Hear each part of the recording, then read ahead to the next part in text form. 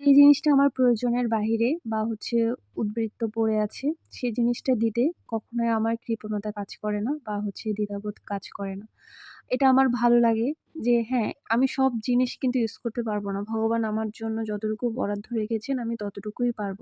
বাকিটা কিন্তু আমার উছিলায় অন্যদের জন্য আমাকে ভগবান দিয়ে রেখেছেন। মানে আমি শুধুমাত্র একটা মাধ্যম। যাই হোক সেটা যেকোনোভাবেই হোক না কেন। এটা বলার কারণ আজকে যে প্লাস্টিকওয়ালা এসেছে আমার বাসায়, সে আমার বাসায় অনেকগুলো রঙের বালতি দেখে আমাকে বলতেছিল, "আমাকে একটা বালতি দিবেন? আমি ওটা দিয়ে গোসল করব বা আমার নিজের কাজে ব্যবহার করব।" তো রঙের বালতিগুলো আমরা গাছ লাগানোর জন্য নিয়ে আসি। একেকটা বালতি বাজারে মনে হয় ৳200 বা ৳250 করে এরকম বিক্রি করে। মানে আমার জানা মতে আমি যখন কিনতে গিয়েছিলাম এরকমই দাম বলেছিল। আবার আজকে আমি ৳1320 র মতো সেল করি। তখন উনি আমাকে বলে যে, "৳20 নিয়েন না, ৳20 আমাকে দিয়ে দেন।" তো এই কথাগুলো বলার কারণ যে আপনার ভাগ্য। আপনার ভাগ্যে যেটা আছে সেটা কেউ আটকাতে পারবে না। সত্যি।